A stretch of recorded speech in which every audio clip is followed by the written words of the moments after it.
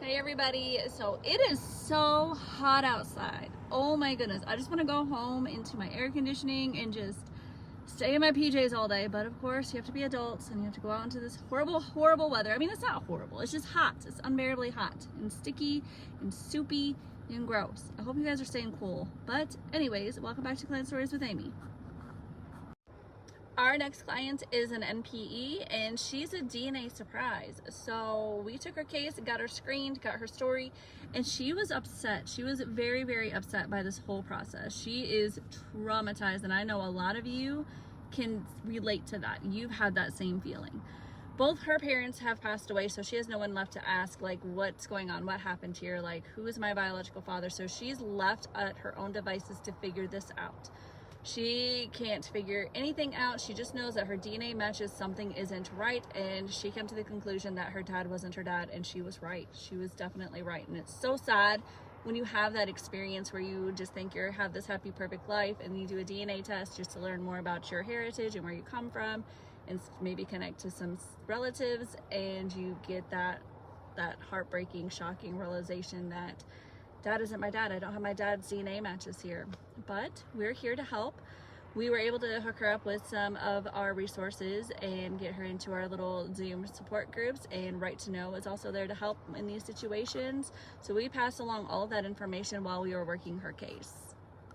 So in her case was easy peasy. All the matches were there. There was no issues or surprises for us. No like little wrenches thrown in to make it a little bit more difficult. Hers was literally a straightforward, open and shut textbook case.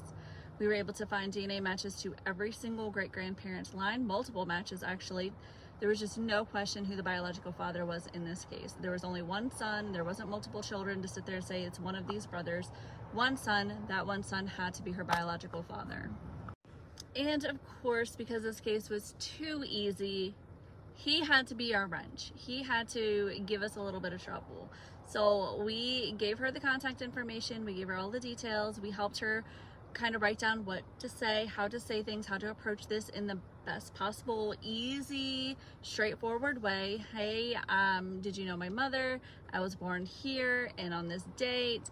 I am a DNA match to your family members here, and here into the tree. The genetic genealogist with DNA Angels said that you are probably most likely my biological father because all of these factors with these DNA matches up to all of these people's lines. He was like, well, I don't know what to tell you, but I don't think I'm your biological father. I think they've got it wrong. I'm so sorry. I wish I could help you. At least he was polite. But again, I can't help you. I just don't think I'm your biological father. She says, well, would you be willing to do a DNA test? I will send you a DNA kit.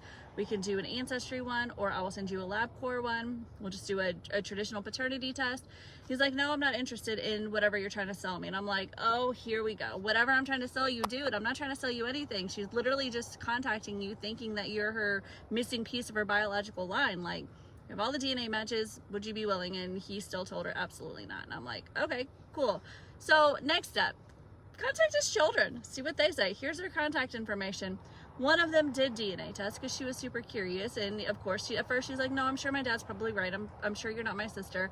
But it sat and festered for about 2 weeks. She's like, you know what is bugging me? You have been on my mind. I can't get you off my mind. Let's just do this DNA test and put this to rest. And of course, since Ancestry has been on it the past few months, they got their results in 2 weeks. They didn't have to wait the 6 to 8 weeks like they advertised. 2 weeks. It was 16 days to the day from the kit being accepted to the results being populated. 16 days, y'all. Half sister. 1784 centimorgans. It was a half sister. So we were right. Our research, of course, was right, which I don't ever doubt our research because we don't name somebody unless we have all the DNA matches to prove all of the lines. So there's little to no questions. But yeah, he didn't take it too well, but it is what it is. But that's it for today. I will see you guys later. Don't forget to hit like, follow, and share. And our YouTube channel, go check it out. Bye, guys.